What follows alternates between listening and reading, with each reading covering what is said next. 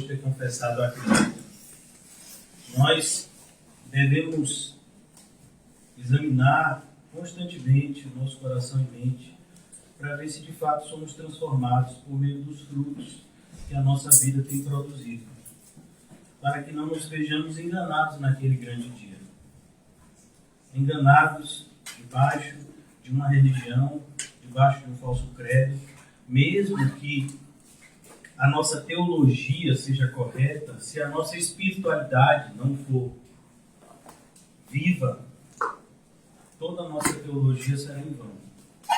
Então, é muito importante a gente ter a teologia correta se o nosso coração está disposto a vivenciá-la.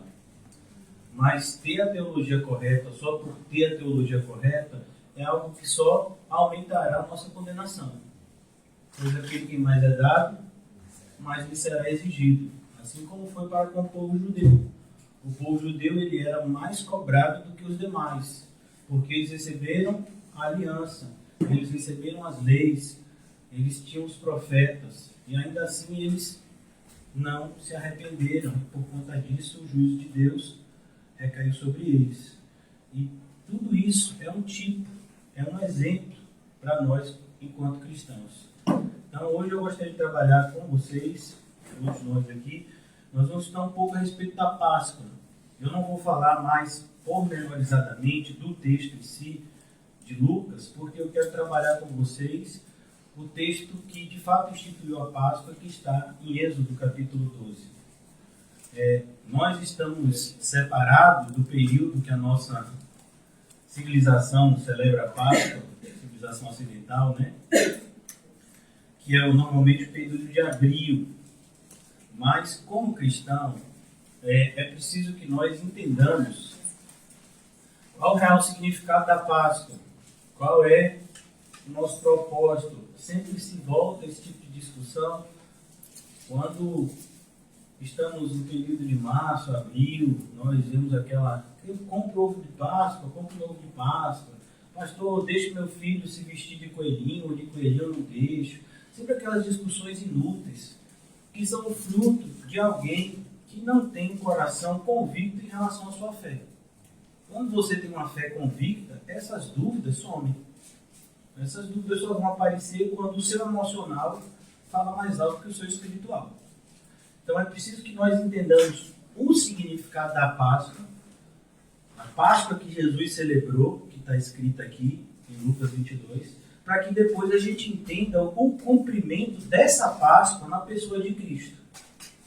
Muitas vezes as pessoas não compreendem, associam o período da Páscoa ao que o catolicismo romano divulga e muitos evangélicos abraçam, que é a questão da Semana Santa. Nós, enquanto evangélicos, não temos isso. Nós não temos diferença entre dia e dia. A gente não fica lembrando, na quinta-feira foi isso, no domingo de Ramos foi assim. A gente não tem domingo de Ramos. Né? Tem o domingo que Jesus entrou, é um domingo que não se repete.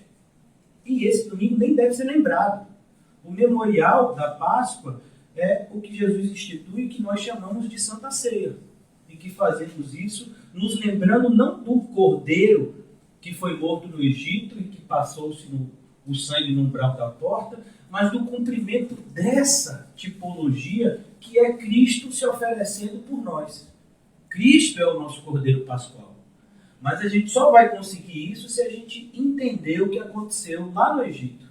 Quando a festa da Páscoa, que é a primeira festa, a festa mais tradicional do calendário judaico, mais importante, foi instituída. Eles ainda estavam no Egito.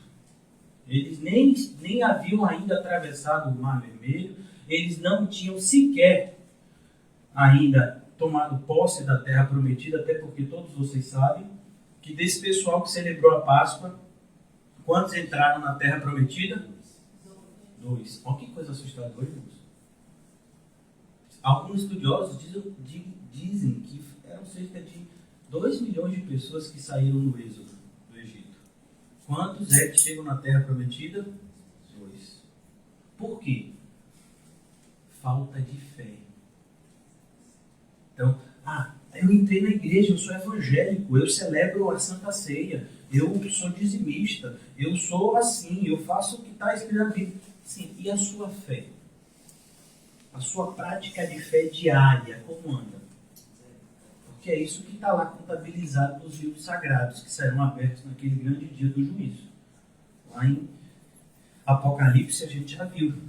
Então aqui eu quero mostrar para vocês, eu vou fazer a leitura para que a gente entenda aqui de Lucas 22, para que a gente entenda o que estava acontecendo. A gente terminou ontem no versículo 6, todos assustados, inclusive eu, uma pessoa de Judas. Olha, irmãos, quanto mais eu estudo a pessoa de Judas Iscariotes, mais eu tenho medo de mim mesmo. Não é de você não, é de mim. Porque você não pode ser Judas Iscariotes para mim. Só quem pode ser Judas Iscariotes, para mim, sou eu mesmo. Quem atrapalha, o único que pode atrapalhar o meu relacionamento com Cristo sou eu. Porque se eu for um cristão de verdade, o mal que o perverso intenta para mim, Deus transforma em bem. Em Romanos 8 diz, tudo coopera para o bem. Então a pessoa me dá um açoite, ela me dá uma chicotada, ela me rouba, ela me difama. Se eu sou um cristão verdadeiro, isso vai redundar em bênção para mim. Então é preciso que nós, como cristãos, nos apropriemos dessas verdades, porque senão a gente vai viver o quê? Se vitimando de um canto para o outro, por conta das nossas lutas. Quando na verdade o brado que deve sair da boca do cristão é: em Cristo Jesus somos mais do que vencedores. A vitória que vence o mundo é a nossa fé nele. Então aqui no versículo 7, mesmo depois de toda a descrição do pacto da traição aqui no Evangelho de Lucas, olha o versículo 7. Chegou o dia da Páscoa, o dia da festa dos pães asmos. Eu expliquei para os irmãos ontem como essa festa dos pães asmos, ela se juntou ao período da Páscoa, era celebrada junto, os pães sem fermento. Lembrando também, como a gente vai ver, de como foi celebrada a primeira Páscoa. Tudo isso era uma forma de Deus ensinar o seu povo por meio de coisas práticas. Então, olha, o pão vai ser sem fermento. Por quê? Porque todo mundo aqui que mexe com culinária, eu não mexo com culinária, mas eu tive que estudar na Bíblia. Eu mexo em comida, se botar eu como. Mas não mexo em culinária. Então, todo mundo sabe que se você botar um fermento, sobe na mesma hora, você tem que esperar fermentar, não é assim? É. E naquela época o fermento era muito diferente do nosso hoje. O processo de fermentação era mais lento. Então, quando você preparava o pão e botava para fermentar, ele passava algumas horas nesse processo até que ele pudesse ser assado. E o propósito do Senhor era mostrar que eles não teriam esse tempo na preparação do pão.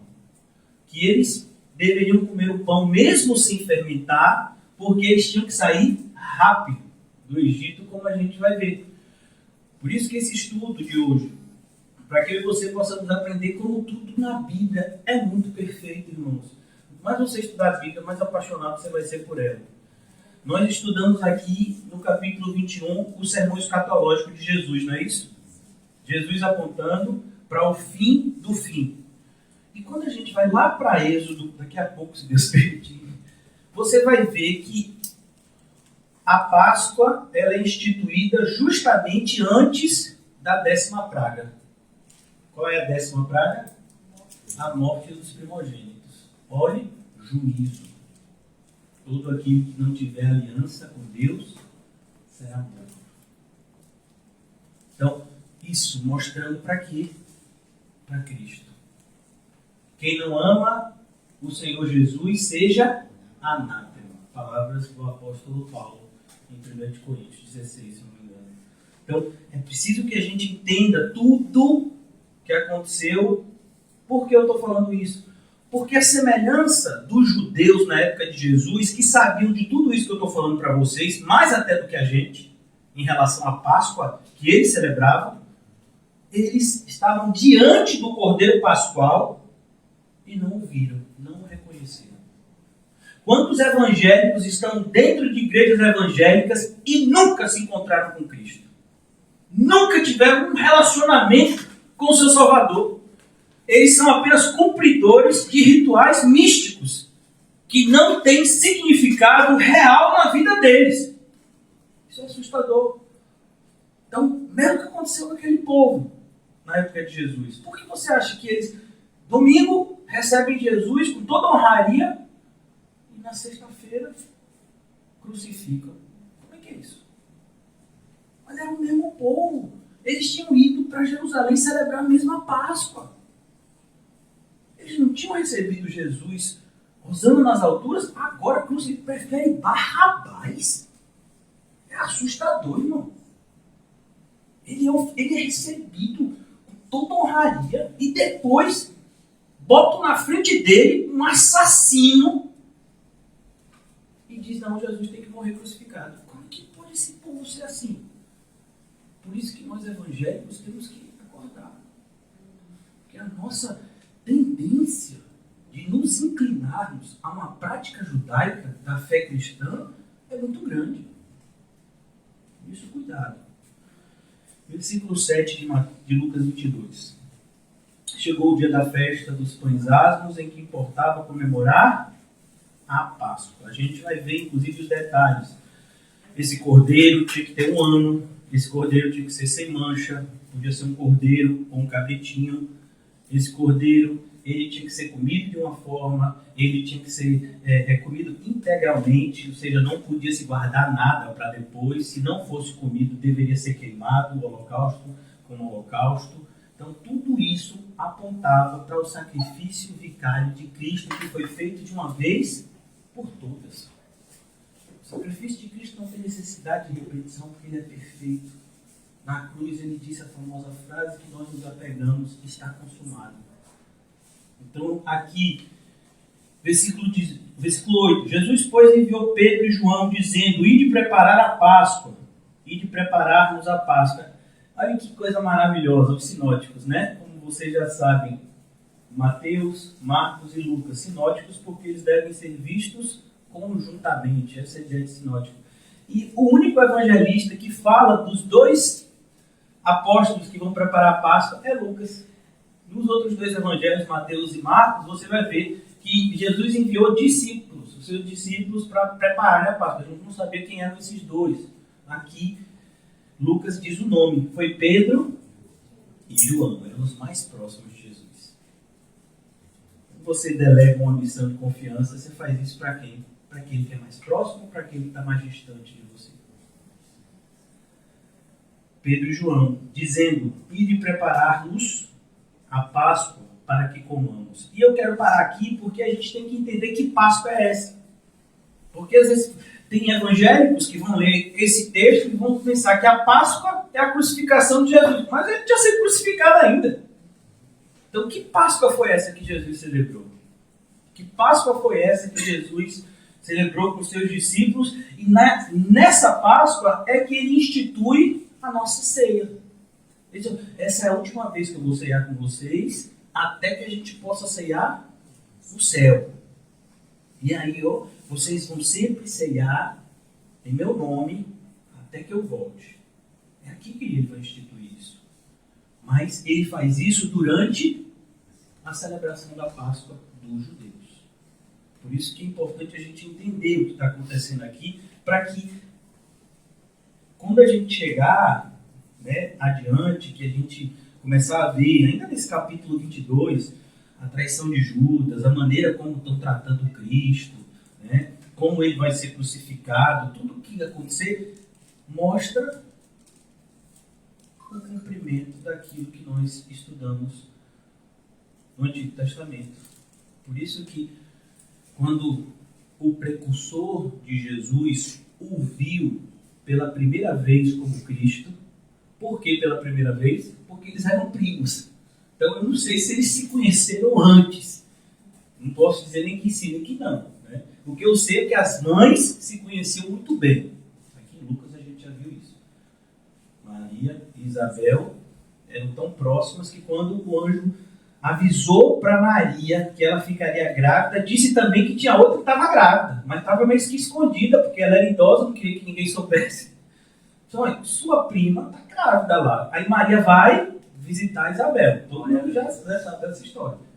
Então, mas é no momento em que Jesus chega para ser batizado que João Batista olha para ele e, diante dos seus discípulos, eis o Cordeiro de Deus que tira o pecado do mundo. Então, naquele momento, ele reconhece aquele jovem, mais novo que ele, 6 meses, que é o Salvador dele. Ele é o Cordeiro de Deus que tira o pecado do mundo. Mas o Cordeiro precisava ser imolado, sacrificado, para que o seu sangue fosse colocado nos umbrais da porta e aqueles que estivessem debaixo dessa proteção estivessem seguros. Então, tudo isso aconteceu há muitos anos atrás, no Egito. Vamos lá? Eu gosto de ler a Bíblia assim, parecendo que eu estou vendo um filme. Por isso que eu gosto desse filme. Tem um desenho, irmãos. O pastor tem uma mente infantil, né? Mas tem um desenho que eu gostei muito. Desde quando eu comecei na caminhada, assim, Deus me ajudou a entender um pouco da sua palavra, tem me ajudado. E tinha um desenho bíblico, esse desenho bíblico, ele já era antigo quando eu me converti. Eu acho que esse desenho bíblico é de 1980, não tem ninguém dessa época aqui não, eu sou de 79, que tenho 43, o resto eu sei que é mais novinho.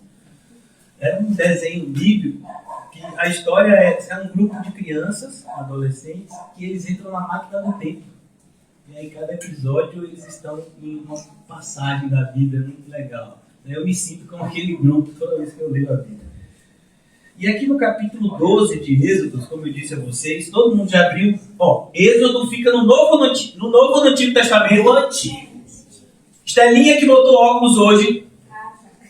Fica onde, Estelinha? No Antigo. Rapaz, ela sabe. Sabe mesmo. Êxodo. Capítulo 12. Qual é o título que tem na sua Bíblia, Heleninha? A instituição da paz. Olha que voz, loucura. Aleluia. Essas crianças estão dando, né? Alegria. Então aqui no capítulo 12 a gente tem a instituição da Páscoa. Tá certo? Mas o que aconteceu no capítulo 11, eu disse para vocês que a gente precisa entender o contexto. Eu não vou voltar muito para que também a gente não se delongue. Quem sabe eu até quis fazer um estudo desde o capítulo 1, mas o Espírito Santo não me aconselhou a fazer dessa forma, então eu vou fazer como ele manda, que ele sabe muito melhor do que eu como deve ser feito. Mas aqui no capítulo 11, eu quero só mostrar para vocês. A 10ª praga já havia sido anunciada. Então, disse, versículo 1 do capítulo 11, disse o Senhor a Moisés, ainda mais uma praga trarei sobre Faraó e sobre o Egito. Todos vocês estão familiarizados com a terminologia Egito no Novo Testamento, que é como se fosse o mundo, um tipo do mundo. A mesma coisa, Babilônia, Egito, são expressões que são usadas para o mundo, a sociedade anticristã que nós vivemos. Uma praga trarei sobre Faraó e sobre o Egito. Então vos deixará ir daqui. Olha que coisa. Quando vos deixar, é certo que vos expulsará totalmente. Parece que o Senhor está falando é meio impossível. Porque o Senhor já tinha enviado quantas pragas? E algumas vezes Faraó dizia que ia liberar o povo e depois voltava atrás. Aí já pensou, irmão? Será que na 10ª vai? A gente, meu filho, na segunda tentativa já está querendo desistir, né? Oh, Jesus. A gente tenta 2 vezes. Não vou fazer mais! Eu tentei tantas vezes fazer isso. Você tentou quantas? Tentei 2. Quando é 2, né? Eu digo, quando é 2? Quando não desiste de primeiro. Eu não tenho tempo. Não, isso é difícil, vou nem tentar. Não pode, irmão.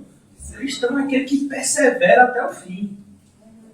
Então aqui, no versículo 2, diz, olha, fala agora aos ouvidos do povo, que todo homem peça ao seu vizinho e a toda mulher à sua vizinha, objetos de prata e de ouro.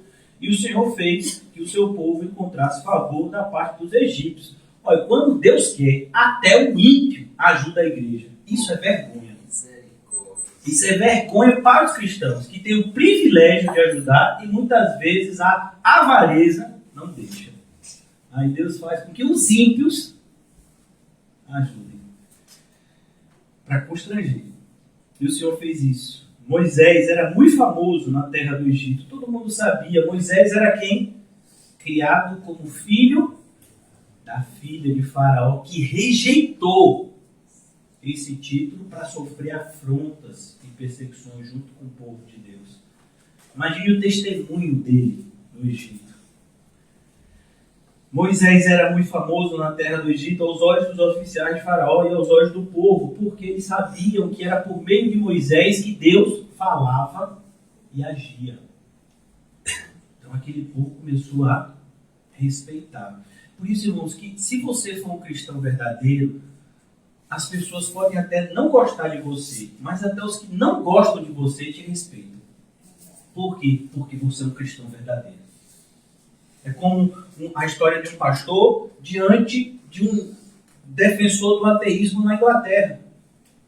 Todos vocês conhecem o pastor chamado George Whitefield, né, que é um evangelista famoso na Inglaterra, alguns séculos atrás, e um ateu famoso também na Inglaterra, correndo para ouvir uma pregação de George Whitefield.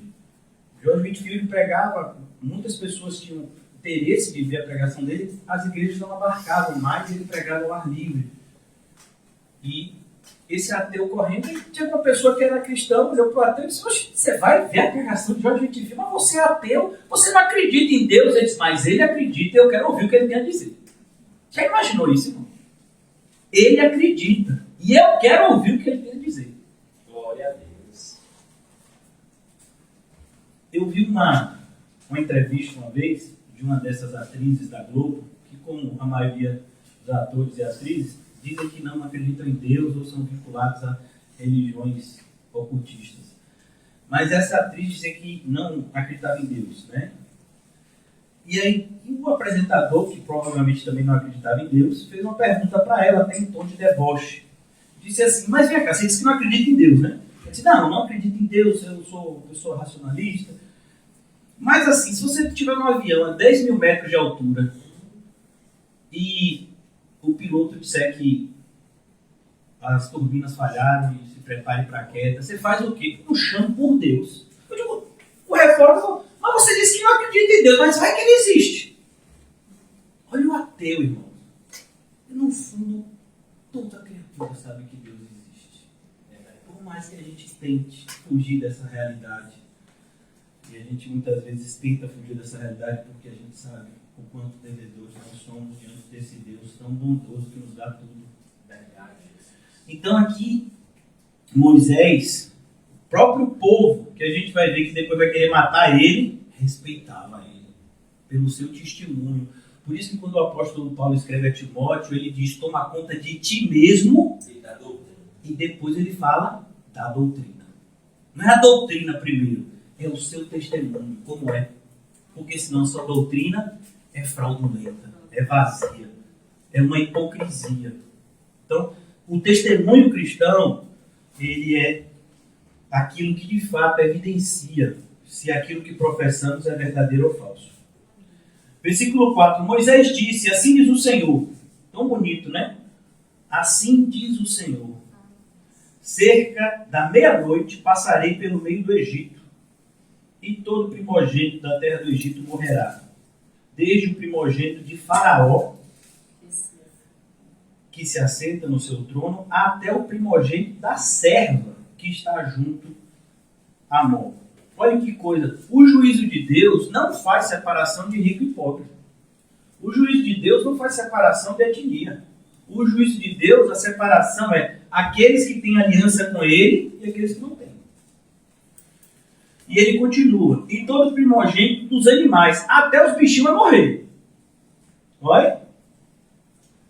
Haverá grande clamor em toda a terra do Egito, qual nunca houve nem haverá jamais. Porém, contra nenhum dos filhos de Israel, desde os homens até os animais, nem ainda um cão rosnará, para que saibais que o Senhor fez distinção entre os egípcios e os israelitas. A gente vai ver esse princípio sendo repetido lá no livro de Malaquias. E mais uma vez vereis a diferença.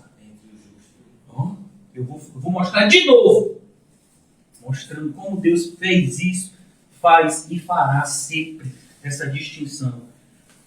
E ele continua dizendo: sai tu e todo o povo que te segue. E depois disso sairei. E ardendo em ira se retirou da presença de Faraó. Então disse o Senhor a Moisés: Faraó não vos ouvirá, para que as minhas maravilhas se multipliquem na terra do Egito. Por mais assustador que a gente possa achar, o juízo de Deus é uma maravilha. Não é assustador, irmãos? É assustador porque a gente não tem vivido no padrão de santidade que deveria. Quando a gente estiver vivendo uma santidade correta, o que Deus ama, a gente vai amar. E o que Deus rejeita, a gente vai rejeitar. Versículo 10. Moisés e Arão fizeram todas essas maravilhas perante Faraó. Mas o Senhor endureceu o coração de Faraó. E Deus faz isso?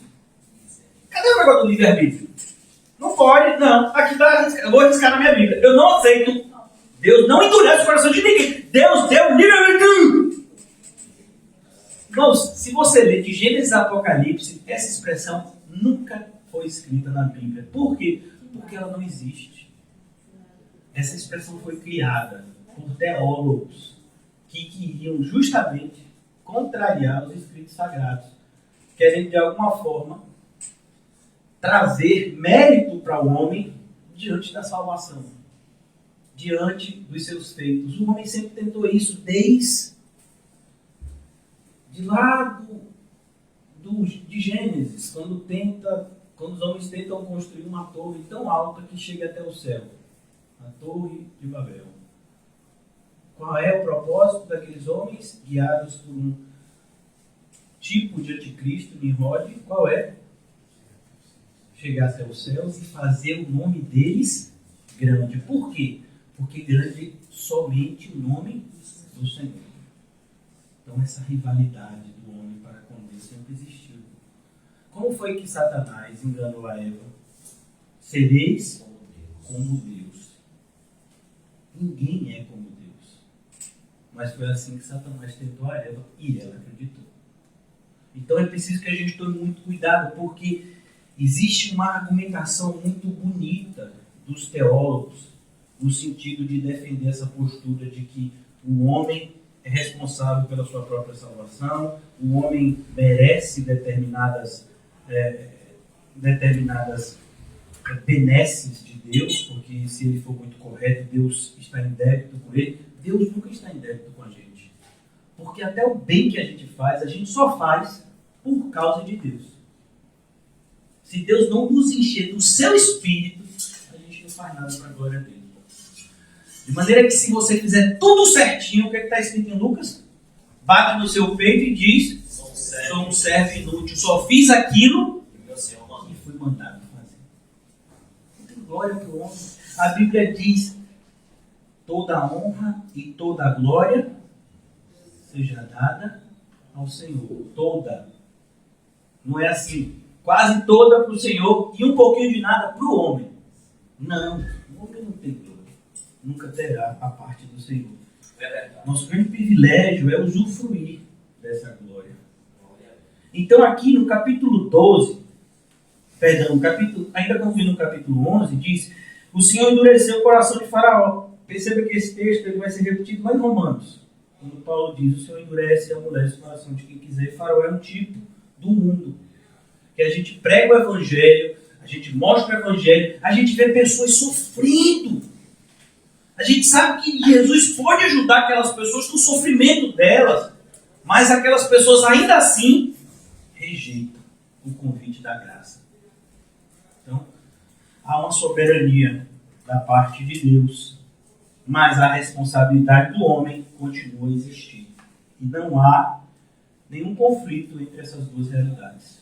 Porque o Deus Todo-Poderoso organizou a sua criação dessa forma.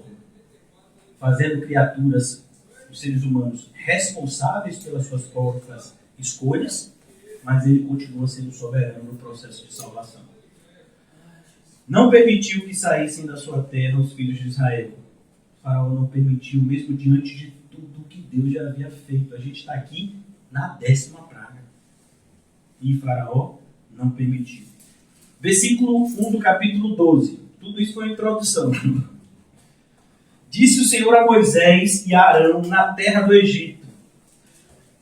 Irmãos, eu não vou passar com pressa, porque eu quero que vocês entendam, tá certo? Então, ele falou com Moisés e Arão aonde?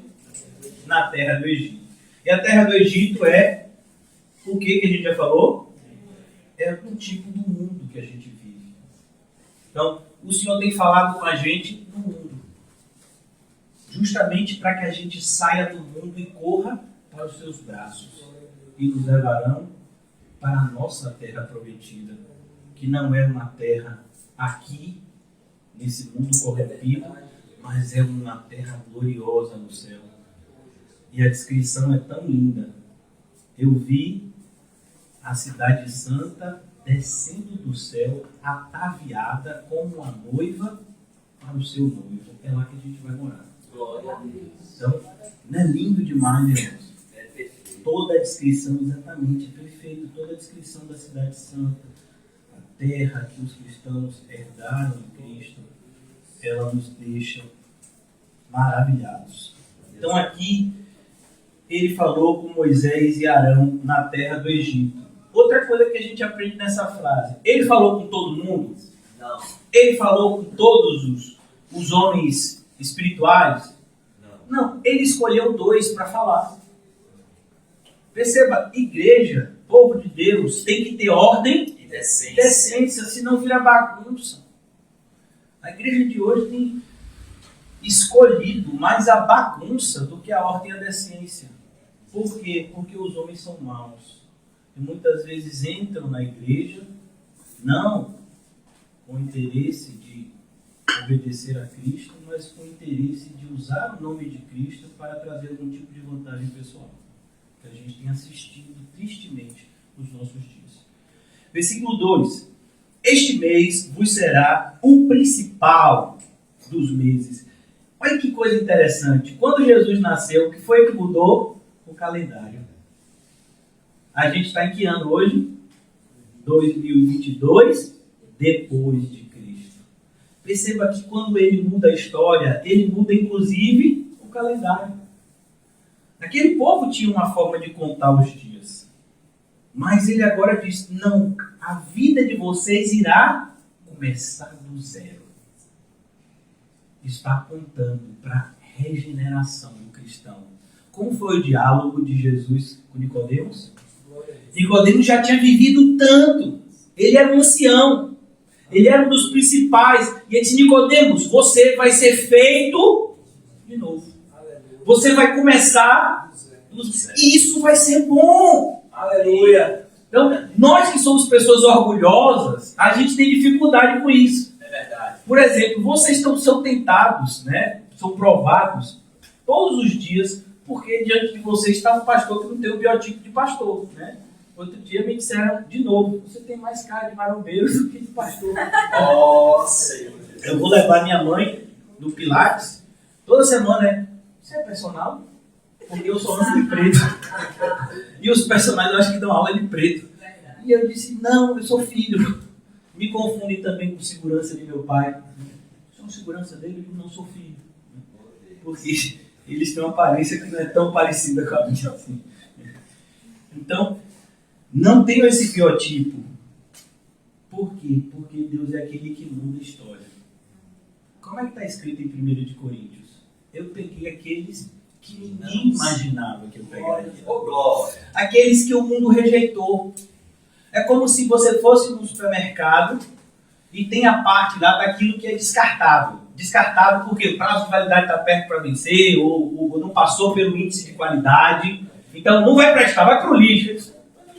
Jesus vai dizer, não, vou pegar. Aleluia, Senhor. Mas como assim que você vai pegar? Mas só Jesus tem esse poder. Eu creio. Aleluia!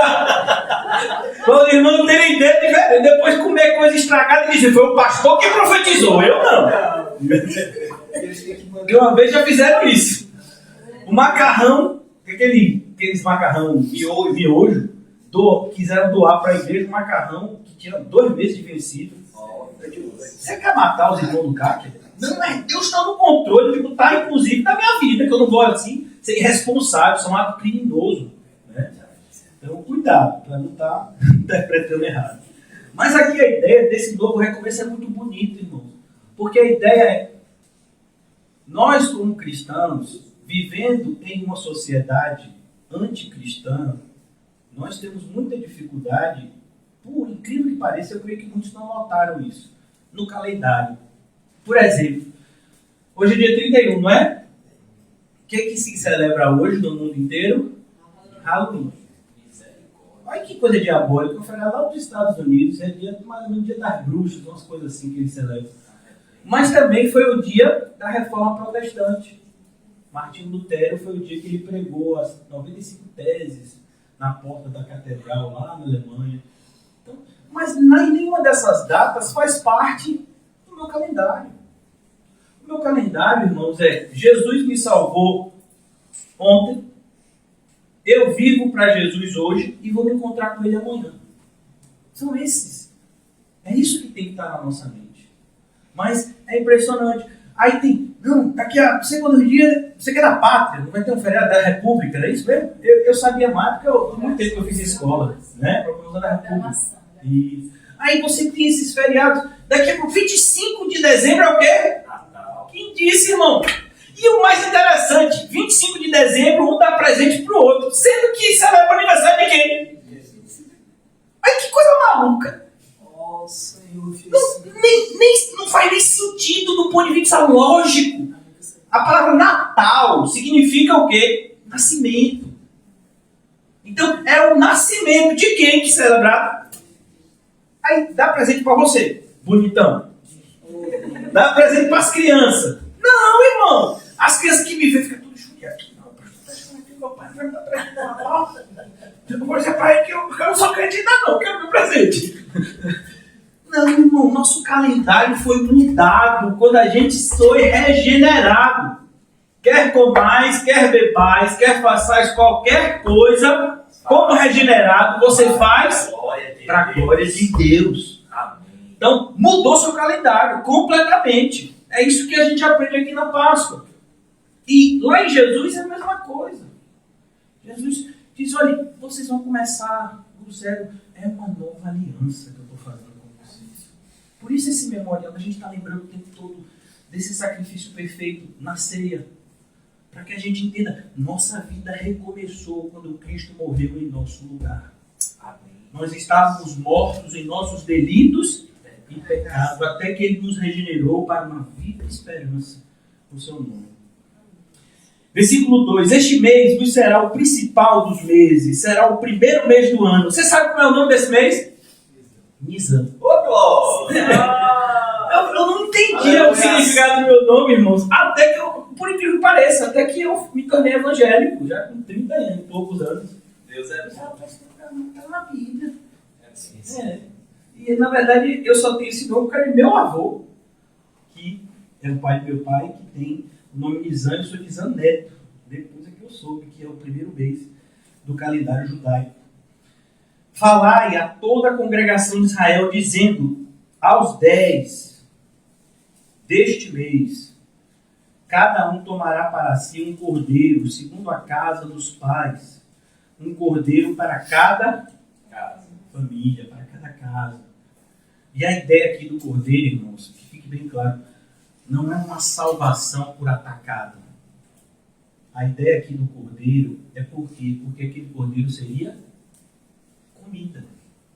Tanto que a gente vai ver que se a casa for pequena, você divide com a outra casa.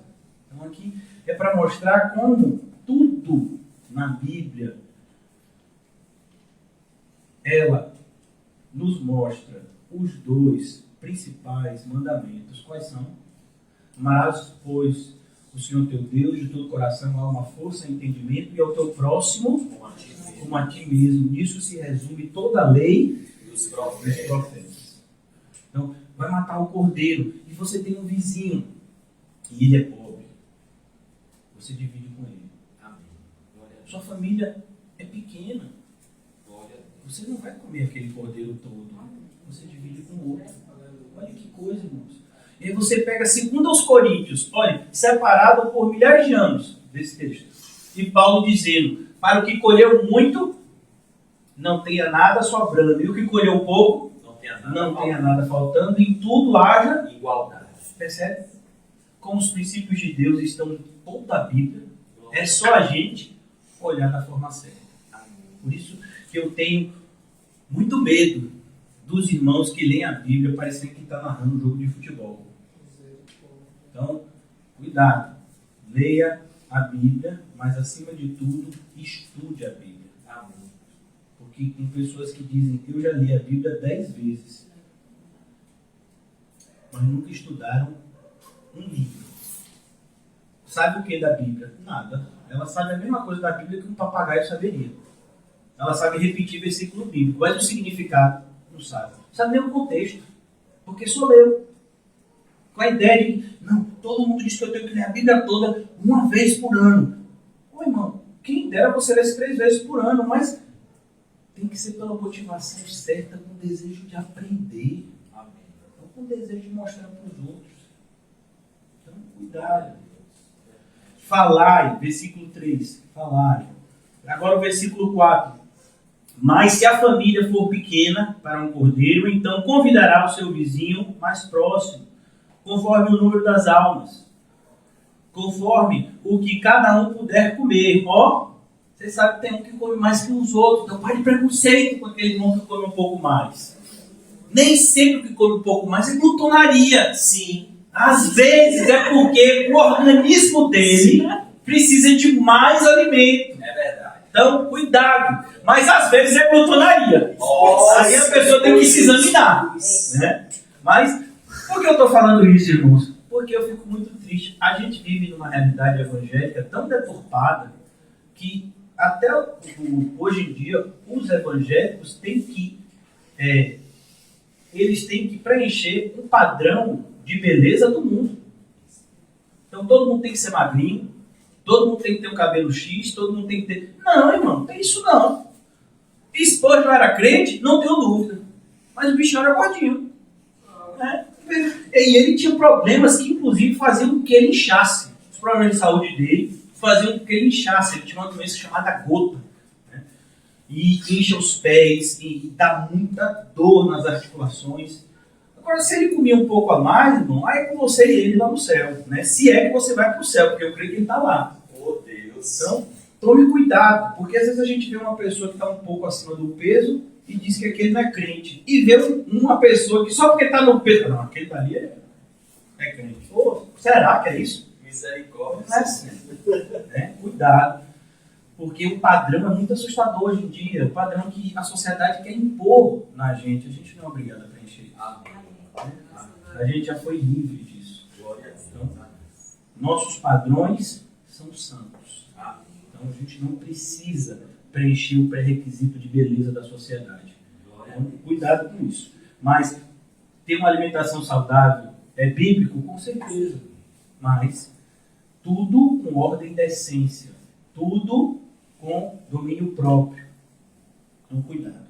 Versículo 3, versículo 4. Mas se a família for pequena, chame o seu vizinho conforme o número de almas, porque o que cada um puder comer. Por aí calculareis quanto bastem para o cordeiro. Entendeu, irmão? Então, por exemplo, se for a família que tem irmão José, Mateus e Paulinho, aí, meu irmão, aí o cordeiro tem que ser daquele, né? Recheado. Né? Mas se fosse o cordeiro de Estelinha, Heleninha, irmã Gisele, eles praticamente não comem. Né? Aí tem que ser recheado. Não, eita, rapaz, vocês estão com a fama, viu, criança? Eu não falei nem de Henrique. Ele ficou me olhando assim. Então, olha como a Bíblia é detalhista, né? Não é bonito isso? Amém, Jesus. Versículo 5. O cordeiro será sem defeito. A ideia de sem defeito é não pode ter nenhuma doença, não pode ter nenhuma mancha, porque isso apontava para o cordeiro que seria sacrificado pelo próprio Deus. Quem é? Cristo. Por isso que ele teve que nascer. Por isso que ele teve que nascer como nasceu, viver como viveu e morrer como morreu e ressuscitar como ressuscitou. Porque só ele podia fazer o que ele fez. Todos os cordeiros que esse mundo tem eram lobos disfarçados de cordeiro, alguns. Só veio quantos cordeiros para o mundo? Um. E aí esse que veio foi sacrificado. Ele foi sacrificado para que nós que antes éramos lobos, agora pudéssemos ser feitos cordeiros do bom pastor, que é ele mesmo. Não é maravilhoso? Você pega a Bíblia, aí você vê, Jesus é o cordeiro, Jesus é o pastor, ele é a porta, ele é o pasto, ele é o pão, ele é a água. Mas Jesus é tudo. É tudo em todos. É maravilhoso, né? A pessoa ainda diz que não se sente satisfeita com Jesus. É porque não conhece. É verdade, sim. Quando a gente conhece a Jesus, ele é muito mais do que a gente necessita. O cordeiro será sem defeito, macho de 1 ano. Vai ser o quê? Não. Isso é machismo! Olha que Bíblia machista! Absurdo isso! Por que tem que ser macho? Porque é macho, mano. Quem foi que foi criado primeiro? Foi Adão ou foi Eva? Foi Adão. Quer ver? Eu sempre faço essa pergunta, as pessoas dizem, pastor, uma pergunta boba. Boba não. É uma das perguntas mais importantes da sua vida. Quem veio primeiro, o ovo ou a galinha? A galinha. Você está pensando que é bobo? Não, irmão. Foi a galinha. Deus fez todas as criaturas e depois deu a ordem que elas se multiplicassem. Não foi o ovo que veio primeiro. Foi a galinha. Assim como foi o homem que veio. E Eva foi feito da costela de... pastor, eu acho que isso assim parece mais um mito. Ué, não pode parecer para você, para mim não. Para mim é exatamente como está escrito aqui. Deus podia fazer Eva como fez Adão, do pó da terra? Podia. Mas por que ele fez desse jeito? Para mostrar que eles são uma só carne. Ele não tirou Eva da cabeça de Adão. Ele não tirou Eva do pé de Adão. Ele tirou da costela. Glória a Deus. Por isso que Adão olhou para Eva, que nem era Eva ainda o nome, não sabia o nome dela, sabia que era mulher. Disse, é varoa. Porque do varão foi tirada. Aí tem o varão, e a varoa. Deus é perfeito. E a gente fica indignado. Machismo! Não, é biblismo. Aí você diz, e por causa disso o homem pode gritar, botar o dedo na cara da mulher? Não, o homem não faz isso, quem faz isso é covarde. O homem apanha pela mulher, o homem deita no chão para a mulher passar por cima se tiver muito perigoso. O homem deixa de comer para que a esposa se alimente, porque ela é mais frágil. Aleluia! Aleluia! Então se tem um pão em casa e a esposa não comeu, quem é que vai comer? É a esposa. Porque o homem não precisa daquele pão. Aleluia, porque ele é mais... Reginho disse, eu já faço isso, pastor, desde que eu me converti. Quando tem só um restinho de feijão, minha esposa ainda não chegou no trabalho, eu me lembrei daquele culto que o senhor falou, e eu estou abrindo mão desde aquele dia, aleluia, porque minha vida recomeçou. Eu confessadíssimo, eu pequei. Mas a partir de hoje não mais, em nome de Jesus. Então, seu cabeça, irmãos, é responsabilidade. Agora a gente vive num mundo onde parece assim que, como no nosso país, um monte de gente brigando para ser representante político das pessoas, né? Por que eles querem ser representantes políticos? Porque eles querem ajudar? Para ajudar não precisa estar envolvido com política. Quem quer ajudar, ajuda. Mas eles querem destaque, eles querem poder. Então, o homem não é assim. O homem tem mais responsabilidade e, portanto, ele será mais cobrado por Deus. E ele sabe disso. Por isso ele precisa medir as suas escolhas. Por isso ele precisa... Se ele tiver que passar pelo que Jó passou. O que foi que Jó passou? A sua esposa não reconheceu que Deus estava provando Jó. E ela viu, na verdade, como se o seu marido estivesse amaldiçoado. E ela disse, qual foi o conselho da esposa de Jó? Amaldiçoa esse teu Deus. Vocês sabem, pelo livro de Jó, que Deus fez tudo novo na vida de Jó, não foi? Não. Menos o casamento. A esposa foi a mesma. Aleluia. Pastor, e Jó aceitou? Ele que não aceitasse. Então, a ideia é justamente essa, irmãos. É uma só carne. Por que o diabo, por exemplo, não pôde matar a esposa de Jó? Se matou todo mundo. Porque a esposa de Jó era Jó. Carne da minha carne. Por isso que o apóstolo Paulo diz, o marido que trata mal a sua esposa está tratando mal A si mesmo. a si mesmo. Então, a Bíblia nos ensina essas coisas. Por isso que as pessoas que às vezes pegam um texto desse para dizer, não, o homem pode fazer a coisa. Não, o homem suporta mais. Assim como a mulher vai suportar em outras áreas. Por quê? Porque Deus deu graça para isso. E em tudo vai ter o quê? Perfeição. Porque quando Deus faz as coisas, elas são perfeitas. O que foi que tornou as coisas imperfeitas? O pecado. Então, se a gente procurar viver uma vida na santidade, que é o padrão de Deus, as coisas serão perfeitas. Porque a mulher de Jó é uma outra pessoa, né? Pessoa regenerada agora. Com certeza. Com Em nome certeza. de Jesus. Com certeza. Graças a Deus.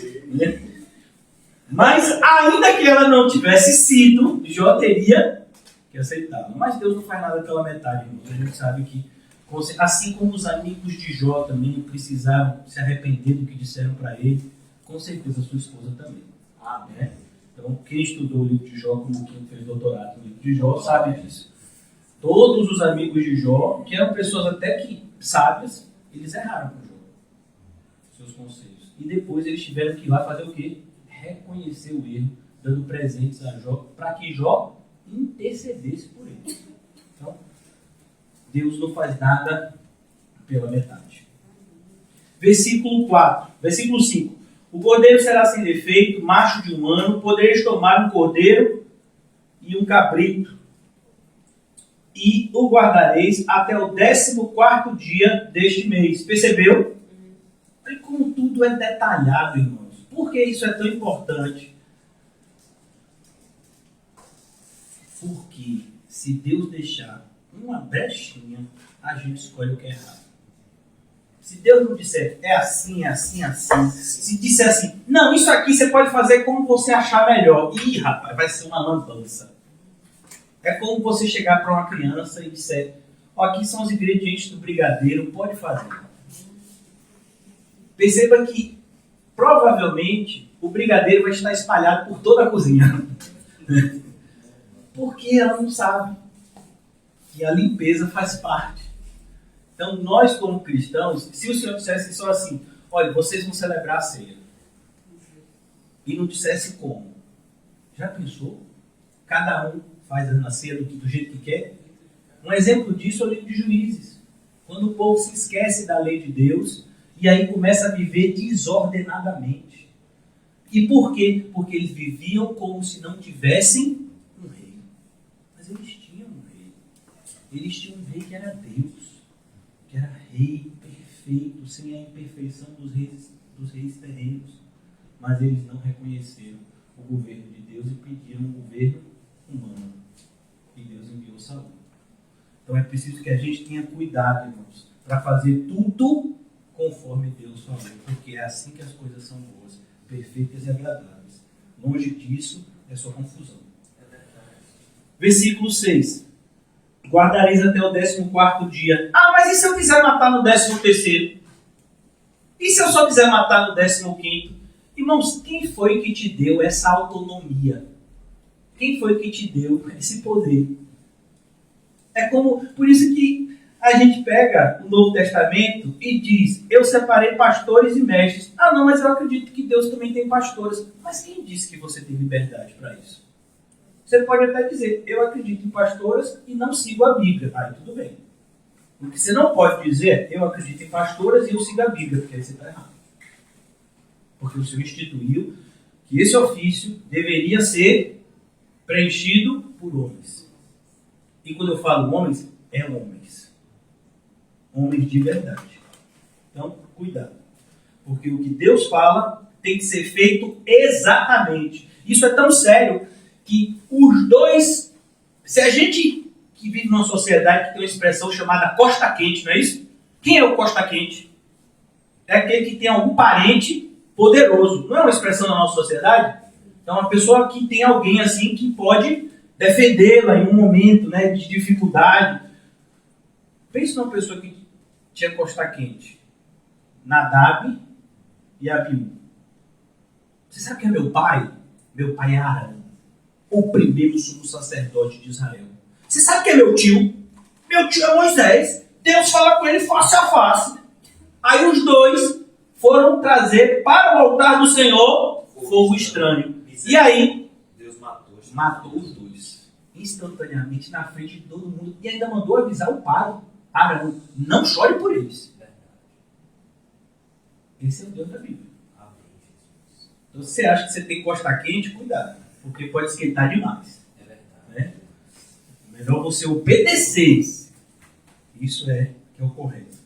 Então, Deus disse que é no 14º dia. Então vai ser quando? No 14º dia. Mas que dificuldade para a gente obedecer, irmão. Eu encontro as pessoas na igreja, as pessoas dizem, pastor, na minha Bíblia tem escrito que tem que perdoar tudo. Mas quer dizer o quê? Assim, perdoar tudo é muito complexo. Você tem que perdoar tudo. Por que a nossa dificuldade? Porque a gente não quer perdoar. É verdade. Então a gente queria o que muitos juristas fazem muito bem no nosso país. A gente queria uma brecha. Uma brecha na lei. Mas a lei de Deus é perfeita. Não é com a lei dos homens que é imperfeita, precisa ser corrigido o tempo todo. A gente fica querendo procurar uma brecha. Por isso que Jesus condenou os fariseus. Porque eles davam para esse povo essa brecha que Deus não deu. Tem uma parte que Jesus condena quando alguns estavam deixando de cuidar dos seus pais e diziam que a ajuda dos pais eles estavam entregando no templo. E aí Deus disse, e foi isso que eu ensinei para vocês? Honra o teu pai e a tua mãe. Esse é o primeiro mandamento com promessa para que tudo... E Deus diz, vocês estão ensinando para o povo errado. Vocês estão dizendo para o povo que o altar é mais importante do que aquilo que é sacrificado no altar. Que é isso? Não. Então a gente tem que entender, é como ele falou. E se alguém te disser diferente, fuja dessa pessoa. Amém. Porque os falsos mestres, desde a época do apóstolo Paulo, eles são mestres em adulterar a palavra de Deus. Isso que é adulterar. É você acrescentar e tirar. E uma maldição é imposta nessas pessoas, bem como naqueles que os seguem. Todo aquele que acrescentar ou tirar as palavras escritas nesse livro, receberá as maldições descritas nesse livro. Está vendo Apocalipse 22. Então, na Bíblia, a gente aprende e obedece. Eu acho que foi C.S. Lewis, se não foi ele, foi outro pastor da época. Uma senhora que era intelectualizada, ela disse que estava querendo conhecer um pouco mais da fé cristã. E aí C.S. Lewis disse, então você tem que ler a Bíblia. Aí ela leu a Bíblia algumas vezes. Pouco menos de um mês, ela foi até ele e disse, eu li a Bíblia, achei um bom livro, mas tem algumas coisas que eu não concordo. Aí C.S. Lewis disse para ela, olha minha senhora, a senhora tem todo o direito de achar o que quiser, mas eu tenho que lhe avisar uma coisa. Quem está sendo julgada é a senhora, não é a Bíblia. Quem está sendo julgado é a gente. A Bíblia não está sendo julgada. Você pode não acreditar no que está escrito, mas você está debaixo do julgamento que está aqui escrito. Nós já lemos em 2 Tessalonicenses e foram condenados todos aqueles que não conheceram e os que não obedeceram. Porque tem gente hoje em dia, irmãos, os chamados teólogos liberais, que eles leem a Bíblia com espírito crítico e dizem, não, eu acredito nisso, mas tem outras coisas que eu não acredito. Para quem te deu essa liberdade? Por isso que você vai ver essa terminologia no meio do estudo da Bíblia, né? Os liberais e os conservadores. O conservador é aquele que acredita que a Bíblia tem que ser estudada e mantida como sempre foi. Daí a ideia conservador, conservar. Enquanto que o liberal é aquele que acredita que não, que ela está mudando com o tempo e que a gente também precisa mudar a nossa interpretação. Isso é mentira do diabo. Cuidado. Versículo 6. Guardareis até o 14º dia do mês, e todo o ajuntamento da congregação de Israel o imolará no crepúsculo da tarde. Por que no crepúsculo da tarde, irmãos? O crepúsculo da tarde para o judeu é o que o nascer do sol é para a gente. Só que o crepúsculo da tarde para eles um pouco mais ainda, porque o crepúsculo da tarde é o que? É o final de um dia e o início de outro. Quando é que termina o dia para o judeu? 6 horas da tarde. Então 6 e 1 é outro dia. Mais uma vez, reforçando a ideia de recomeço. Vocês vão comer isso como um intervalo entre um momento da vida de vocês e um outro que será totalmente diferente. A vida do cristão é assim. É impressionante, quando a gente olha para o passado, muitas vezes a gente diz, eu não sei quem é essa pessoa que eu era mais. Como eu podia viver e pensar daquela forma? E a gente depois vê esse intervalo de tempo que até a Bíblia traz. Toda a Bíblia tem um papel em branco entre o Novo Testamento e o Velho Testamento, que é chamado do período intertestamentário, esses 400 anos que Deus fica em silêncio. Então, olha como Deus transforma tudo na nossa vida de maneira tão sutil. De repente era noite e passa a ser dia. De repente a gente vivia uma realidade sem Cristo e agora com Cristo a nossa realidade vive debaixo de uma nova esperança. Por isso era esse o horário que deveria ser feito. Olha a perfeição, como Deus bota tudo bonitinho. Aí vem a gente e quer atrapalhar. Tomarão do sangue. O animal judeu, ele era imolado de outro jeito. Eu não sei se vocês já foram nesses abatedouros. Hoje em dia, né, a gente tem toda uma regra, né, tem as instituições governamentais que fiscalizam, né, o abate dos animais. Mas antigamente não era assim, não. Isso era algo mais novo. E quando eu era criancinha, lá na cidade do interior, meu pai, eu já fui ver uma vez o abate de um animal. Você sabe como é que matam um boi? Dando paulada na cabeça. Sabia disso? É assim que eles matam. Mas para o judeu não podia ser feito assim. Para o judeu, o animal ele tinha que ser imolado. Então, todos nós sabemos que tem uma veia aqui que passa o sangue do corpo para a cabeça. Então, se cortava essa veia até que todo o sangue do animal fosse tirado. Porque aquele sangue também seria usado no ritual.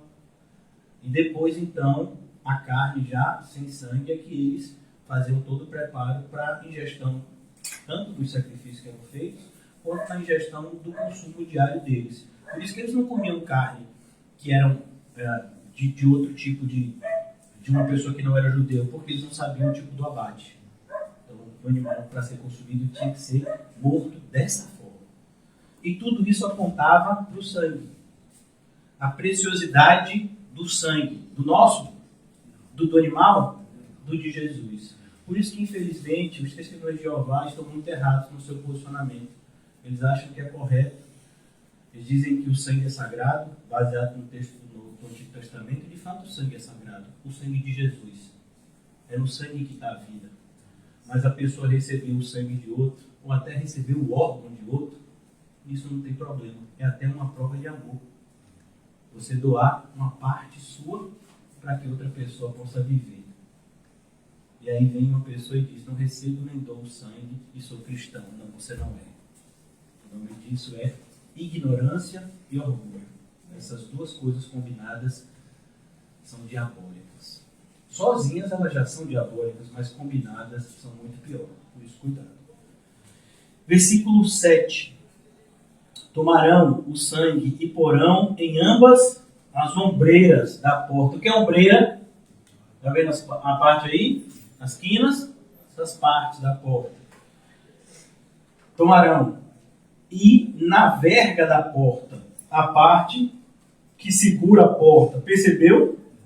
A gente, quando vê os desenhos, o filme, só vê uma passada de mão por cima. Não, tem detalhe. Não é só essa passada de mão. Chá! Não, irmão. Vai devagar, vai ler direito. Viu? Tomarão sangue e porão em ambas as ombreiras. Percebeu? 1, 2 e depois 3. Pai, Filho e Espírito Santo. Tem algo mais perfeito que a Bíblia? Não. Porque a Bíblia é o próprio Deus se manifestando de maneira verbal para nós. Né? Isso que é a palavra. Tomarão sangue, porão em ambas as ombreiras e na vega da porta, nas casas em que o comerem. Percebeu? É em qualquer casa? Não, é na casa que você for comer. Não, mas eu vou. É porque eu não estou querendo dormir naquela casa. Você já viu os cristãos como são? Rapaz, reclama de tudo.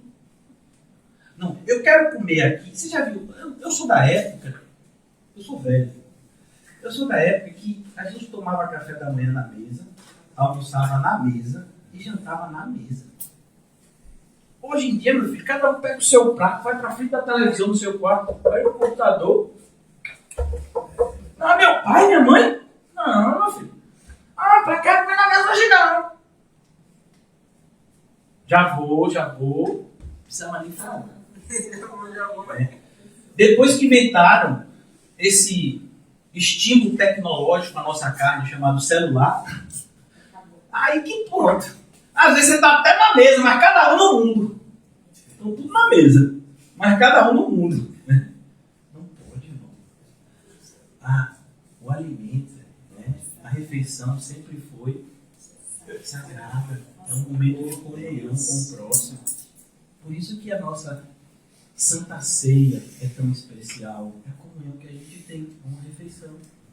Mas depois a gente diz, as famílias estão tão distantes uma das outras, experimente comer junto para ver se não melhora. Ah, mas só isso melhora? Não.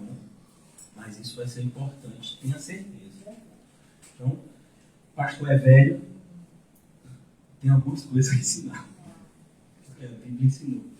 Tomaram o sangue, versículo 8. Naquela noite comerão a carne assada. Mas eu não quero assada. Eu só como carne cozida. O irmão, você vai comer assada. E vai dar glória. Parece um pessoal. Eu não vou dizer que são as crianças. Eu não como brócolis. Eu não gosto de alface. De cebolinha. Não, nome? Salsa. Tira a cebola do meu prato. A cebola, nossa, não dá nem pra ver. Porque às vezes a pessoa prepara a cebola tempero, né? Aí faz cortadinho assim, bonitinho, um pouquinho de alho, faz aquele arroz gostoso. Tem cebola. Você vai comer a cebola. Vai. E vai dar glória. Tem que dar. Por quê? Porque é assim. Aí, se a gente não faz isso na idade certa, quando crescer, tenta fazer, já é. Não dá. É quando é pequenininho. Então, aprendam, futuras mães. Aprendam. Então, tem que ensinar. É assado. É assado. Mas eu quero cozido. Vai ficar querendo. Deus mandou assado. Então, naquela noite comerão a carne assada no fogo, pães asmos. Eu não gosto de pães asmos. E ervas amargas. Ah, amarga não. Só gosto de coisa doce. Pô, é como Deus mandou. Tudo isso apontava para 3 realidades. O assado, o fogo simboliza tanto juízo como purificação. O que muda? O elemento que está sendo passado pelo fogo. Se você botar uma madeira no fogo, ela é o quê? Consumida, vira cinzas. Mas se você botar o ouro, purificado. Por isso que o fogo é o mesmo. O que vai mudar é o que ele vai fazer de acordo com os elementos. Por isso que o cristão é comparado lá na carta de Pedro como um ouro que é purificado pelo fogo. Mas no ímpio, o fogo vai fazer o que com eles? Vai consumi-los. Enquanto que na vida do cristão, purifica o cristão. Então aqui, o fogo apontava para essa necessidade de purificação. Os pães são ázimos. Por quê? Porque a gente não pode se preocupar com futilidades. A gente não pode se deter com coisas que não são prioridade. Então, se a gente enxergasse a nossa vida como um caminho que está nos levando para o céu, irmãos, a nossa vida seria tão mais simples. A gente teria tão poucas preocupações. Mas por que a gente tem andado muitas vezes sobrecarregado? Porque a gente não quer obedecer ao Senhor. A gente não, eu só como se for com fermento, eu tenho que esperar. Eu quero uma casa e tem que ser própria. Eu quero um salário e tem que ser alta. Dá glória a Deus. Pães asmos e ervas amargas. Por quê? Porque o mundo é amargo. O que é doce? O céu. Quando o Senhor Jesus quis definir a sua igreja, os seus discípulos, ele disse, vocês são a luz do mundo e o docinho da terra, o sal da terra. Você já comeu sal? Não, espero que não. Você come comida temperada com sal. Não é assim? Porque o sal, ele é amargo. Mas é o sal que a gente precisa. A gente precisa entender que tudo aquilo que rouba a nossa devoção ao Senhor está nos fazendo mal. Então a gente olha para determinadas coisas como se fosse uma maravilha. Mas como pode ser uma maravilha se está te afastando da comunhão com Deus? É verdade. Dá um exemplo, que eu creio que os irmãos aqui não vivem, né? Mas se viver, já fica um exemplo. Vamos imaginar que você tem uma casa de praia. Graças a Deus sendo pobre. Mas quem tem casa de praia? Começa a achar boa aquela casa de praia. E agora a casa de praia, a pessoa se aposentou, já não precisa ficar toda semana na cidade. Então já quer ficar mais tempo na casa de praia. E a igreja já se torna o quê? Contramão. Mas tá bem que tem filmado. E agora os irmãos já são o quê? Que nada, vou levar o irmão para a minha casa de praia, você não bagunça. Não, eu quero tudo arrumadinho. Aí é certo. Então aquilo que de repente você olha como algo bem abençoador, Deus me deu um lugar onde eu posso ter paz, onde eu sinto, né? Onde eu posso ter comunhão com a natureza. Sim, mas te afasta de Deus. Te afasta dos irmãos. Te afasta de ter uma vida voltada ao propósito de Cristo, que é servir. Então aquilo não pode ser bênção. Então a gente chama coisas que são bênção e a gente vai chamar de maldição. E tem coisas que a gente diz que é maldição E é bênção. e é bênção. Por exemplo, você tem as marcas da cruz que você carrega? Deveria. Mas carregar uma cruz eu fico com o ombro todo dolorido. Mas carregar uma cruz é o sinal de que você está indo para o céu. Porque os discípulos são aqueles que renunciaram a tudo, tomaram a sua cruz e a carregam seguindo Jesus. A gente não estuda dessa forma, né? Tome a sua cruz, é parecendo porque a gente vive na época do selfie, né? Das fotos. Então a gente tome a sua cruz. Tirou a foto, larga a cruz, vou andando sem cruz. Não. Tome a sua cruz e agora, meu filho, na escola, a cruzinha aqui sentou, a cruz sentou com você. Vou jogar bola com os amigos, a cruz está aqui. Se o amigo der uma entrada na canela, não está com a cruz? Pai, perdoa, não sabe o que faz. Você vai para o lanche da escola. Todo mundo ganhou 2 pães, você só ganha 1. Está com a cruz? Em tudo dai graças. Você foi para casa, a sua cruz está com você. Você deitou do lado do marido e da marida, a cruz está aqui também. Vai tomar banho, põe a cruz. A cruz você não larga mais nunca, irmão.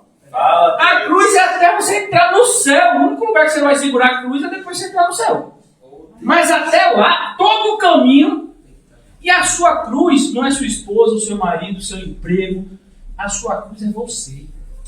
É a sua carne. É o seu velho eu que você tem que carregar.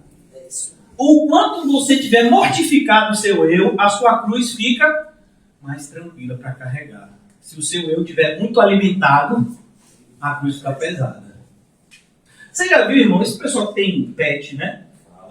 Você já viu uma pessoa andando com um chihuahua, aquele cachorrinho que parece um rato, né? Não é chihuahua, não? E uma pessoa andando com o pitbull, ou então com o pastor alemão? É a mesma coisa? Não, meu filho, quando você vê uma pessoa com chihuahua, você vê, às vezes, você fica com pena do chihuahua. Porque a pessoa está andando assim, conversando, o chihuahua quer parar para fazer xixi, vai carregando, porque ele é levinho, né? Mas quando você vê, às vezes, uma senhora, que, como tem lá perto da minha casa, andando com um cachorro grande, eu acho que é um Golden Retriever, não parece que é ele que está passando com ela.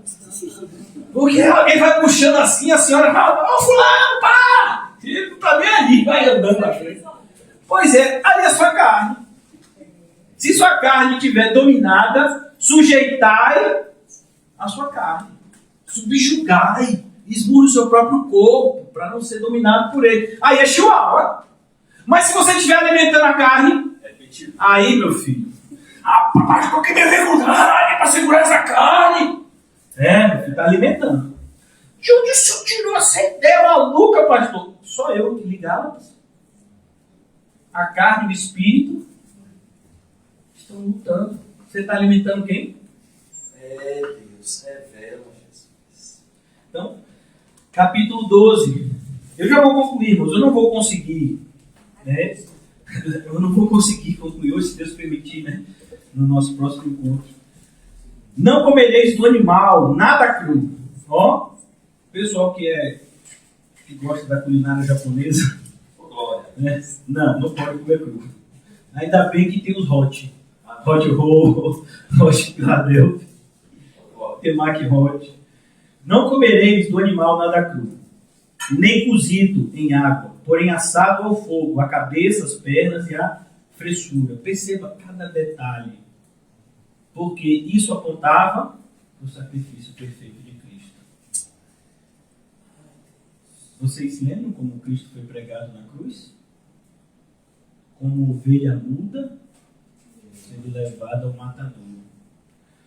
Nada deixareis dele até pela manhã, o que porém ficar até pela manhã, queimá-los-ei. E a ideia aqui, o sacrifício que não podia ser deixado, eles chamavam de sacrifício de holocausto. Era aquele que deveria ser completamente queimado. Por quê? A ideia é que o sacrifício de Cristo, mais uma vez repetindo, é feito de uma vez por todas. Por que isso para o cristão é tão importante? Porque, irmãos, tem crescido no nosso meio uma ideia de que nós somos os principais agentes da nossa salvação. Essa ideia tem crescido demais. E o mais assustador, a gente não é só agente da nossa salvação, segundo o que professam alguns, como a gente, inclusive, é corresponsável na salvação de outros. Então tem gente que diz, fulano está hoje na fé por minha causa. Fui eu, foi as minhas orações e jejuns que fizeram com que fulano e Beltrano hoje estivessem firmes no Evangelho. A pessoa que fala isso, por mais que ela diga que glória a Deus, não, ela devia dizer glória a mim mesmo. Porque é isso que ela está falando. Se você conseguiu salvar alguém, glória para você. Mas você não conseguiu nem se salvar, como você vai salvar alguém? Apóstolo Paulo, apóstolo Pedro, tantos outros homens piedosos e mulheres piedosas, elas louvam o Salvador. E a gente vive numa geração incrédula que busca honra e glória para si mesmo no que é mais santo da Bíblia, que é o processo de salvação. Nada na Bíblia é mais santo do que o processo de salvação. Porque é pela salvação que a santidade de Deus é comunicada ao homem. Então, quando Satanás influencia pessoas com essas ideias, né, que parecem, num olhar superficial, corretas e boas, ele está, na verdade, desvirtuando o sangue perfeito de Cristo na cruz. Isso é a maior ofensa de todas. É como se nós estivéssemos pisando novamente o Senhor. Então, cuidado.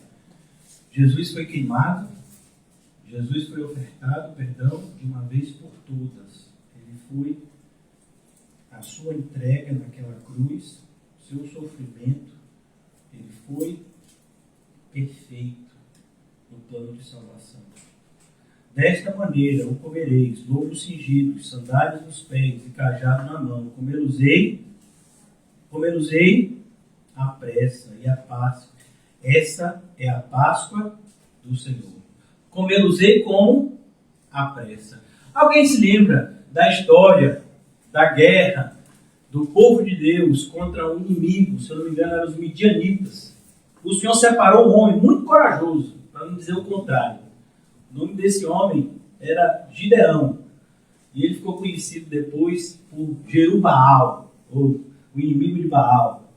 E por que o senhor está dizendo que Gideão não era tão corajoso assim, para não dizer covarde? Porque Gideão estava malhando trigo no lagar. Pastor, agora é que eu não entendi mesmo. Porque você malha o trigo em outro lugar. O lagar é onde se pisa a uva. Então, por que Gideão estava malhando o trigo no lagar? Se você ler o livro de Juízes, você vai ver. Uma das formas do inimigo de Deus oprimir o seu povo é por meio da escassez financeira.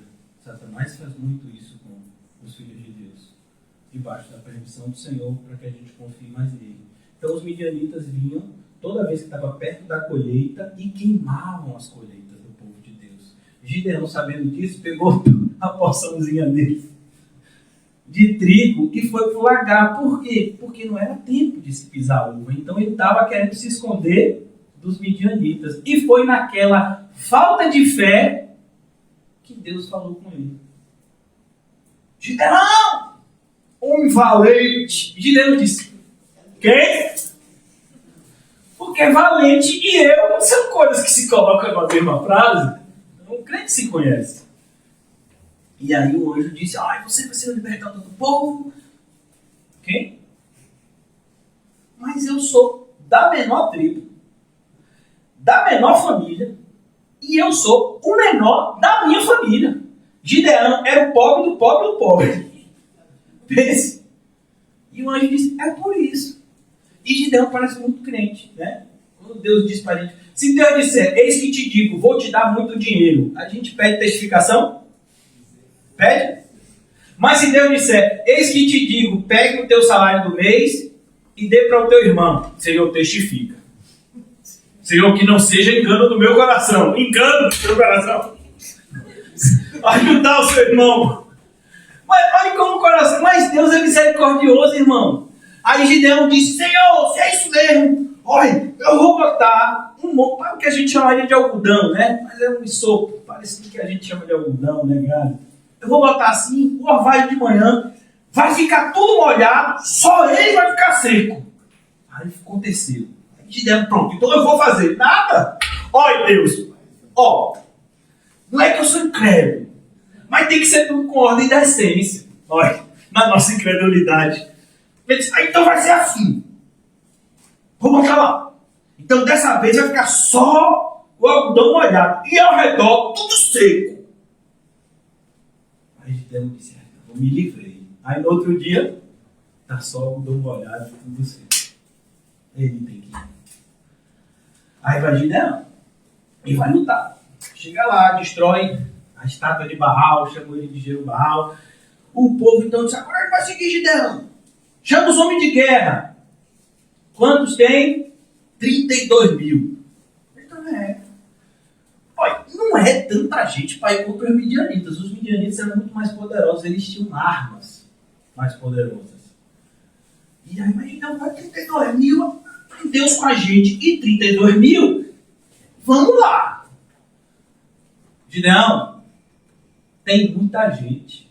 Ih, como a história de Deus. É como a gente na igreja, né? Às vezes a gente... Deus mandou a gente fazer uma coisa. Mas pastor, você não é uma igreja tão humilde.